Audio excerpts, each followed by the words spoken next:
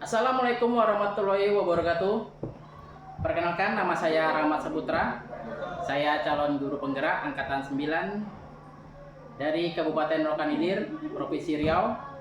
Dan di sebelah saya ada Ibu Saurmasi Barani. Beliau adalah guru biologi di SMA Negeri 1 Simpanganan. Ya. Selamat pagi, Bu. Selamat pagi juga, Pak. Bagaimana kabarnya, Bu? Baik, bagaimana kabar Bapak? Alhamdulillah baik, Bu. Hari ini kita adakan pra observasi, Bu, ya.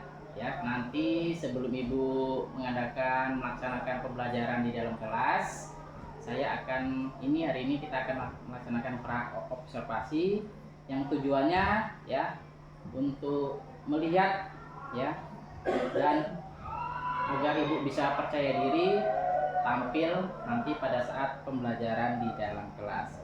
Dan ada beberapa pertanyaan yang ingin saya tanyakan, Bu. Yang pertama, tentang tujuan pembelajaran, Bu, ya.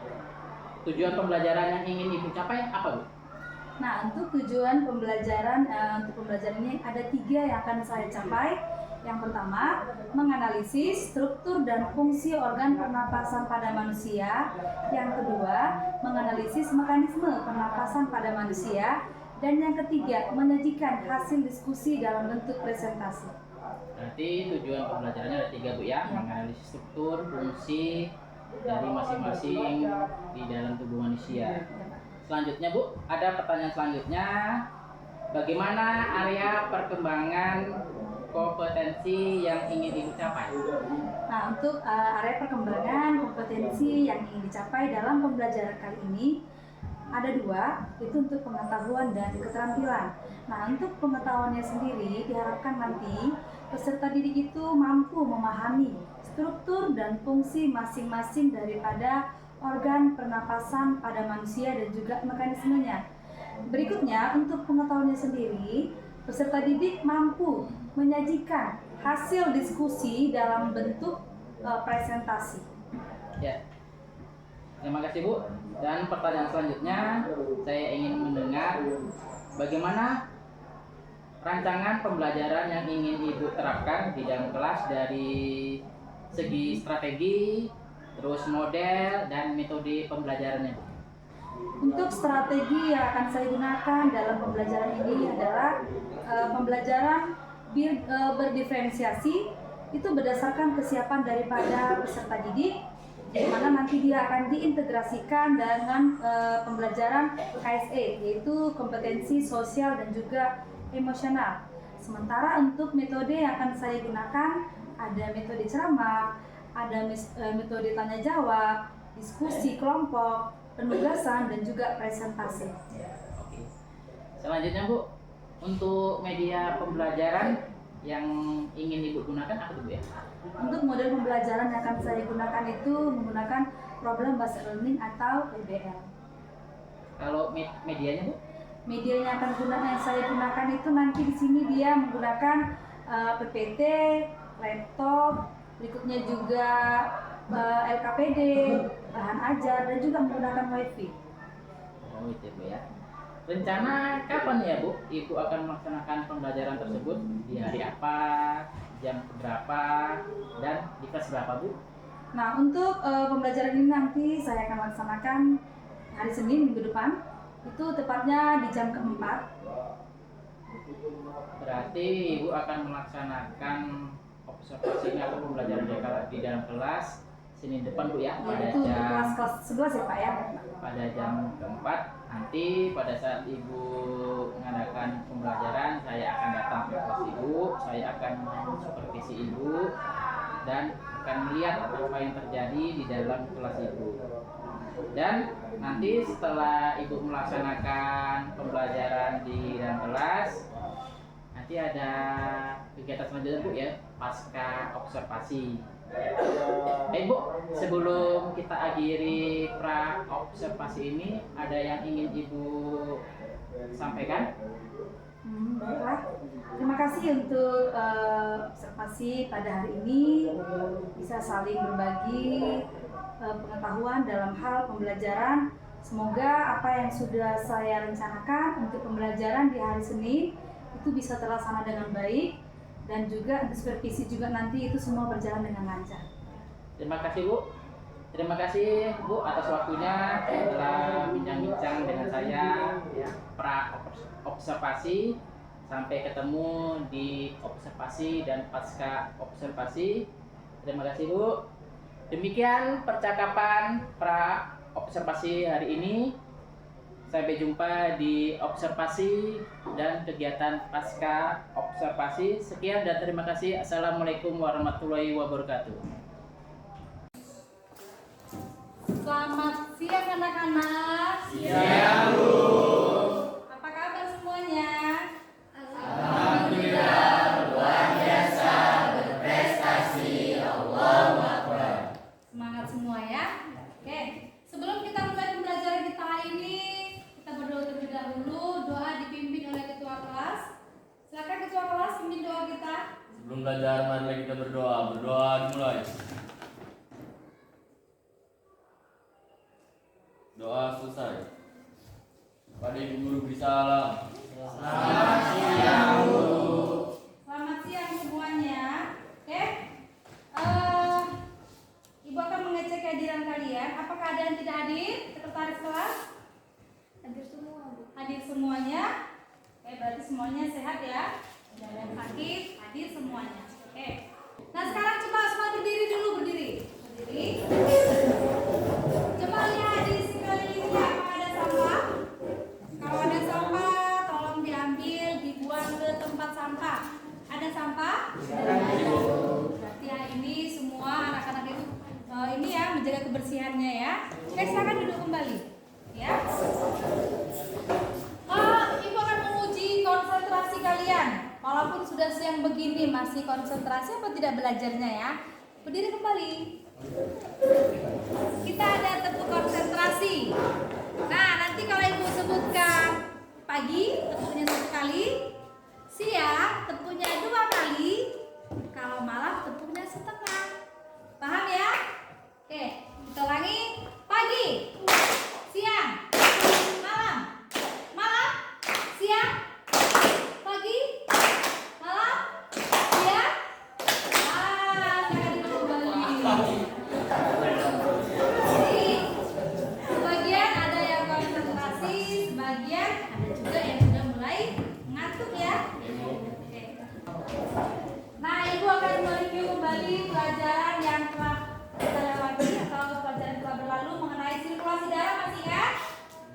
Sirkulasi darah, dan di sana ada komponen darah. Salah satunya itu adalah eritrosit. Masih kenal dengan eritrosit? Kenal ya? Ingat ya? Apa fungsinya? Mengangkut toh? Siapa tadi menjawab? Kasih tepuk tangan. Oke, fungsinya itu adalah mengangkut oksigen. Dari mana? Dari mana? Dari alveolus ke sel ya. Nah, bagaimana cara oksigen masuk ke dalam tubuh? Ada yang tahu? Bagaimana cara oksigen masuk ke dalam tubuh? Melalui pernapasan. Benar sekali. Oksigen itu bisa masuk ke dalam tubuh melalui organ pernapasan. Apa contoh organ pernapasan? Hidung. Ada yang punya hidung? Ada. Jadi oksigen itu pertama kali masuk ke dalam tubuh kita melalui organ paling luar. Organ pernapasan adalah organ di hidung ya. Jadi untuk pembelajaran kita hari ini, kita nanti akan membahas mengenai sistem pernapasan ya. Nah, adapun tujuan dari pembelajaran kita hari ini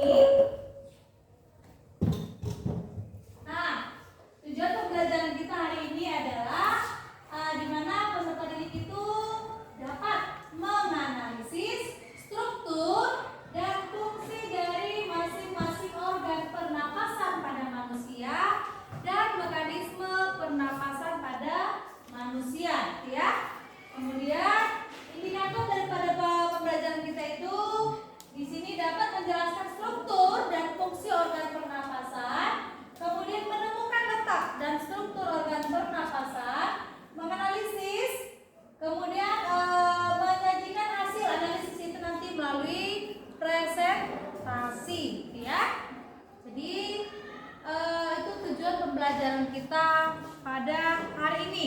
Oke? Jadi untuk pembelajaran kita hari ini kita menggunakan model problem based learning, di mana nanti anak-anak ibu akan ibu sajikan masalah, kita memecahkan masalah dengan cara apa? Yaitu dengan cara diskusi. Jadi nanti kalian akan ada diskusi kelompok. Berikutnya akan masing-masing daripada kelompok itu akan mempresentasikan hasil diskusi tersebut, ya. Itu untuk itunya. Jadi sekarang ibu akan memperlihatkan sebuah video. Ibu harap kalian bisa mengamati video tersebut. Assalamualaikum warahmatullahi wabarakatuh. Di video kali ini saya akan membahas tentang sistem pernapasan pada manusia. Sistem pernapasan yaitu suatu sistem yang tujuan utamanya menyediakan oksigen untuk proses metabolisme tubuh. Untuk memahami sistem pernapasan secara utuh, kita harus mengenal bagian-bagian dan fungsi-fungsi dari penyusun sistem pernapasan kita. Mulai dari yang pertama yaitu hidung. Udara pertama kali masuk ke saluran pernapasan melalui lubang hidung dengan mekanisme inspirasi di rongga hidung. Udara kemudian disaring oleh rambut-rambut hidung dari partikel-partikel debu yang menyertai udara yang masuk. Selain itu, udara juga akan dihangatkan dan akan dilontarkan agar sesuai dengan suhu tubuh. Udara selanjutnya mengarah ke faring, yaitu persilangan tempat jalur udara dan makanan bertemu. Jadi faring ini adalah tempat dilalui udara pernapasan dan makanan yang berasal dari mulut. Setelah melalui faring, udara akan memasuki laring. Di belakang lidah dan di depan laring terdapat epiglotis yang berfungsi mengatur masuknya udara dan makanan ke salurannya masing-masing. Dari tayangan video tersebut ada yang mau ditanyakan?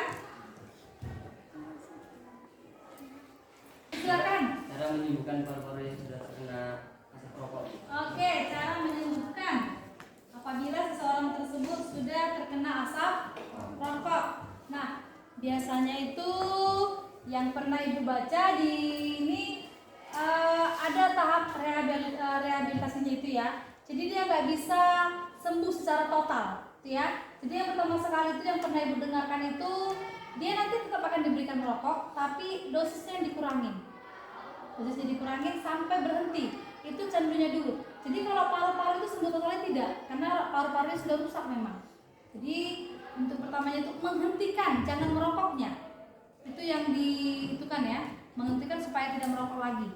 Kalau untuk menyembuhkan total paru-parunya tidak lagi, karena kan namanya sudah luka. Otomatis kalau namanya luka itu sembuh totalnya tidak.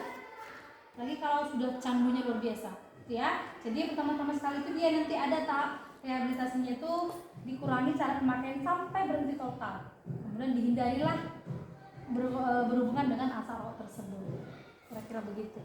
Ada lagi yang bertanya? Silakan. Apakah sini ada yang merokok? Ada? Ada yang merokok? Tidak ya? Oke. Anak-anak ibu itu di sini semua tidak ada yang merokok ya? Oke. Nah, jadi kalau sudah tidak ada yang mau bertanya, sekarang ibu yang bertanya. Gitu ya. Tadi kita bahas itu adalah organ pernapasan pada manusia. Organ pernapasan. Nah, apa saja tergolong ke dalam organ pernapasan? Hidung. Yang kedua ada faring. Yang ketiga yang keempat yang kelima paru-paru. Hah? Masuk paru-paru? Tidak. Apa lagi? Bronkus. Yang keenam bronkiolus. Yang ketujuh alveolus. Paru-paru di sini ada alveolus. Ya. Nah, Anda pernah mengalami flu? Flu coba tutup hidung semuanya. Bisa nggak pernah masuk oksigen melalui selain daripada hidung? Bisa. Melalui mulut. Kenapa kira-kira begitu? Karena di sana ada faring ya.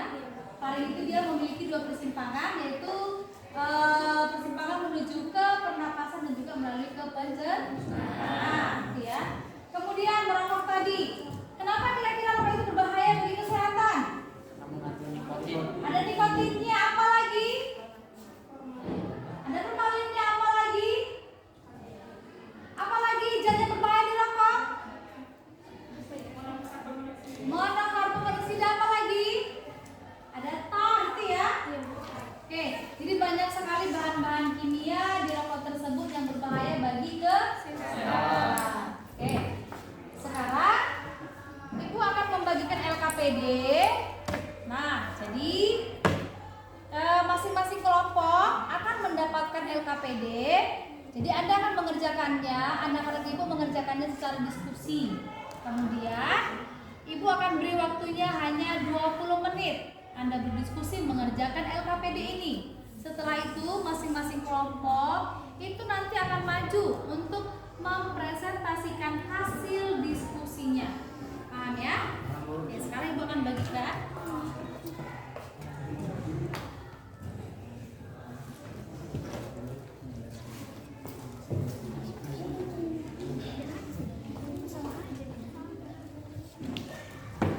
Kalau ada yang tidak paham, boleh bertanya dengan Ibu.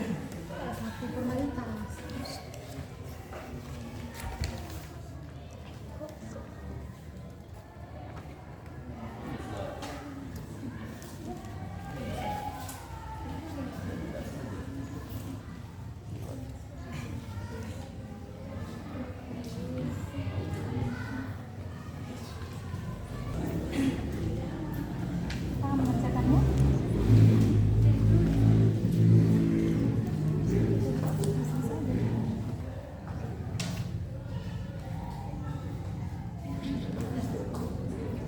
Untuk mempresentasikannya, kelompok pertama silakan maju. Oke, kelompok lain silakan mendengarkan. Hidung, udara yang berasal dari luar akan memasuki rongga hidung. Di dalam rongga hidung yang berselaput, ada kelenjar minyak dan juga kelenjar keringat. Selaput itu berfungsi untuk menangkap benda-benda asing yang masuk ke dalam saluran pernapasan. Di dalam rongga hidung juga ada rambut-rambut kecil dan tebal. Rambut-rambut itu memiliki fungsi untuk menyaring partikel kotoran-kotoran yang masuk ke dalam hidung bersama udara. Selain itu ada juga konka yang memiliki fungsi untuk menghangatkan udara dingin yang masuk ke dalam rongga hidung. Udah. Kasih tepuk tangan untuk kelompok 1.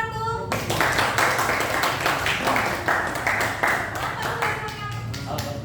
Masukin gitu kertasnya. Ya, ya lah. Bacakan di sisi aja. Berdasarkan gambar di atas, analisis mekanisme pernapasan dada dan dengan inspirasi dan ekspirasi.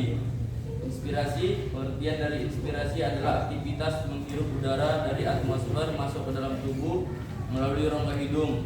Istilah lain dari inspirasi adalah inhalasi. Pada proses inspirasi, diafragma dan otot dada akan mengalami kontraksi. Volume rongga dada membesar, paru-paru mengembang, dan udara masuk ke dalam paru-paru. Oke, kasih aplaus untuk kelompok 2.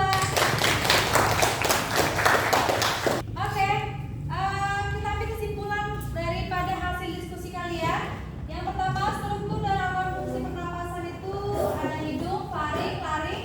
Nah, apa fungsi daripada hidung? Fungsi daripada hidung itu sendiri menyaring partikel ya, karena di sana ada terdapat rambut hidung. Kemudian faring. Nah, faring itu dia fungsinya itu adalah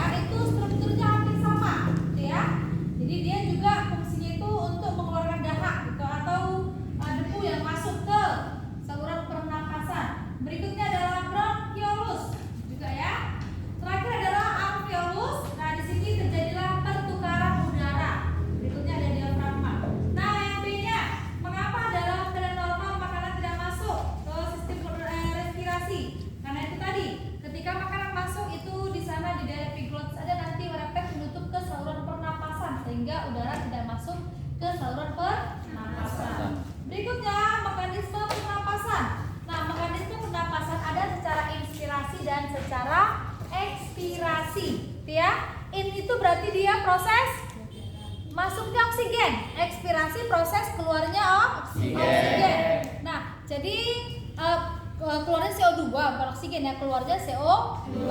Nah, pernapasan itu mekanismenya ada dua, ada mekanisme dada, pernapasan dada, ada juga mekanisme pernapasan perut gitu ya.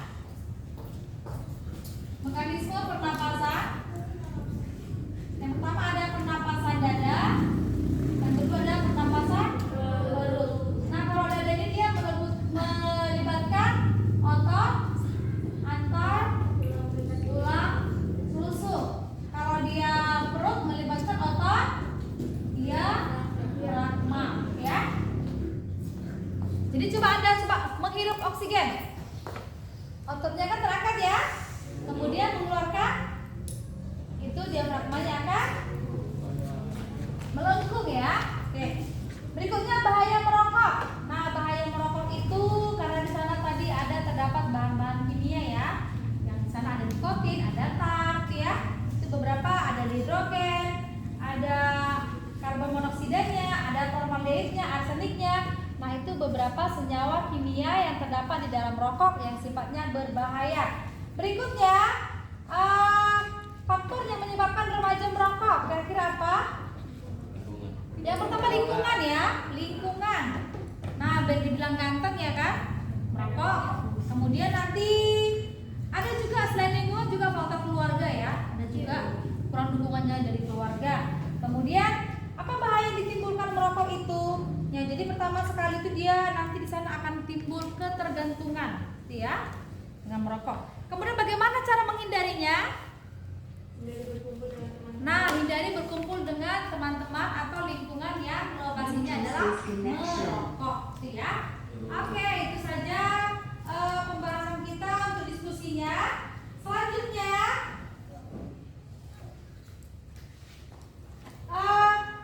untuk mereview kembali apa yang sudah kita pelajari hari ini. Ada satu orang angkat ini apa refleksi daripada pembelajaran kita hari ini, atau apa yang dirasakan dalam pembelajaran kita hari ini. Coba satu orang. Bagaimana yang dirasakan dengan pembelajaran kita hari ini? Coba satu orang. Coba, apa namanya? Coba. Apa yang kamu rasakan pembelajaran kita hari ini? Saya jadi sadar bahwa merokok itu tidak baik untuk kesehatan. Oke, itu ya, merokok tidak bagus untuk kesehatan. Kemudian apakah manfaatnya itu ya? Manfaatnya itu bisa memahami atau mengerti organ pernapasan ya, dapat menjelaskan atau menganalisis organ pernapasan dan juga fungsinya ya. Demikianlah pembelajaran kita hari ini. Pembelajaran kita pertemuan berikutnya, aku harap kalian belajar di rumah, yaitu mengenai frekuensi pernapasan dan juga kapasitas vital dan juga volume pernapasan. Ibu harap kalian belajar di rumah ya. Agar ketika pertemuan berikutnya bisa mengerti materi yang kita ajarkan. Oke? Kemudian pembelajaran kita hari ini. Sekarang satu orang kelas kembali ikuti doa. Sebelum pulang nanti kita berdoa. Doa mulai. Doa selesai. Ya. Jadi sebelum pulang ibu pesankan kepada kalian semuanya tetap menjaga kesehatan, apalagi musim hujan seperti ini. Jangan keluar rumah lebih supaya bisa menikmati semua aktivitas. Jadi yang paling utama itu adalah belajar ini. Jaga kesehatan ya. Oke. Demikian bicara kita. Ibu akhiri, selamat siang semuanya. Assalamualaikum warahmatullahi wabarakatuh. Berjumpa kembali dengan saya dalam percakapan pasca observasi. Di sini saya bersama Ibu Saurma, ya, guru biologi di SMA Negeri 1 Simpang Kanan. Hari ini kami akan melaksanakan pasca observasi dari kegiatan Ibu Saurma yang kemarin pembelajaran di dalam kelas. Bagaimana kabarnya, Bu? Baik, bagaimana kabar Bapak? Alhamdulillah juga baik, Bu. Baik, Ibu. Semalam kita sudah melaksanakan observasi melihat Ibu melaksanakan pembelajaran di dalam kelas. Dan pada hari ini saya akan melaksanakan pasca observasi. Ada beberapa pertanyaan yang ingin saya tanyakan, Bu. Untuk pertanyaan pertama, bagaimana sih perasaan Ibu tentang observasi kelas yang sudah berlangsung? Awalnya jujur merasa gugup karena tidak terbiasa ketika saya mengajar ada orang lain yang berada di dalam kelas. Namun seiring berjalannya dengan waktu semuanya itu hilang dan bisa berjalan lancar seperti biasa saya mengajar di dalam kelas. Iya, Bu. Berarti Ibu merasa gugup juga, Bu ya? Ya, awal-awalnya Pak. Bisa Ibu ceritakan kembali, Bu, apa yang Ibu lakukan di dalam kelas tentang area perkembangan, Bu, dan langkah-langkahnya bagaimana, Bu, yang Ibu lakukan? Nah, untuk langkah-langkah yang saya lakukan di sini sesuai dengan tujuan pembelajaran yang sudah saya buat di DPP yang sudah saya lampirkan.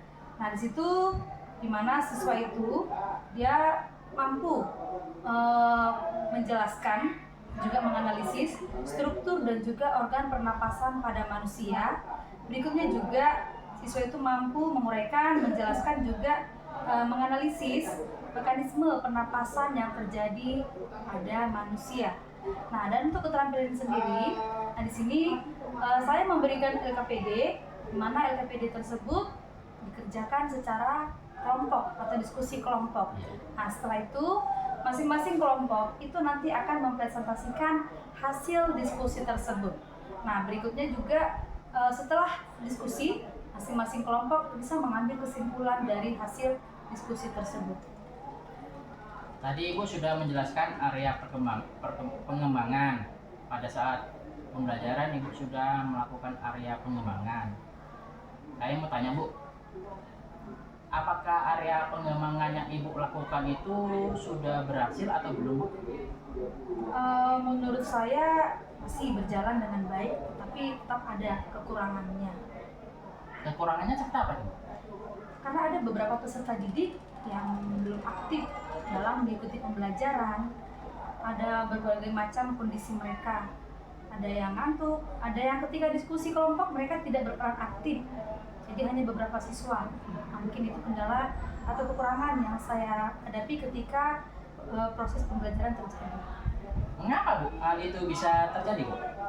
Nah, ini ya mungkin saja dialami oleh guru-guru lain ya, di mana ada peserta didik itu yang tidak aktif di dalam kelas mengikuti pembelajaran.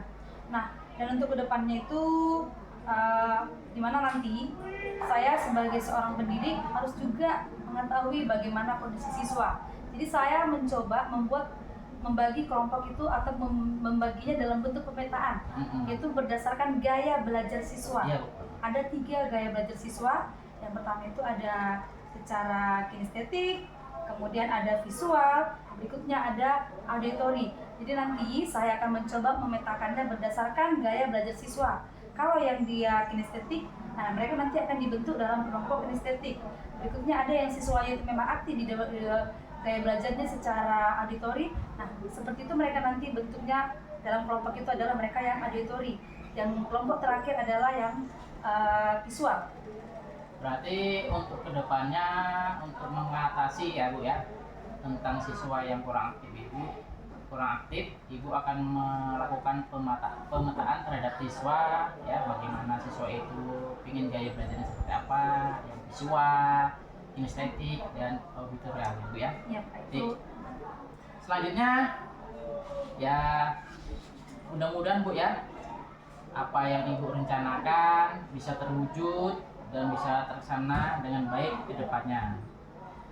Tadi Ibu sudah merencanakan, kalau boleh tahu kapan itu Ibu ya Ibu laksanakan atau Ibu realisasikan? Nah, hal ini masih dalam proses perbaikan. Mudah-mudahan secepatnya nanti dapat dilaksanakan. Ya, kemungkinan tahun ajaran baru itu boleh direalisasikan. Oke, Bu, terima kasih. Semoga apa yang Ibu rencanakan, yang Ibu agendakan bisa terrealisasikan atau Ibu terlaksanakan dengan baik, Bu ya. Ya, saya doakan semoga untuk semester depan Ibu bisa mengaturkannya semua. Adakah ada yang ingin Ibu sampaikan? Tidak ada, Pak. Oke, kalau tidak ada, cukup sampai di sini percakapan observasi kita. Semoga nanti yang Ibu inginkan, Ibu laksanakan berjalan dengan baik. Ya Bu. Terima kasih saya ucapkan. Sekian dan terima kasih. Assalamualaikum warahmatullahi wabarakatuh.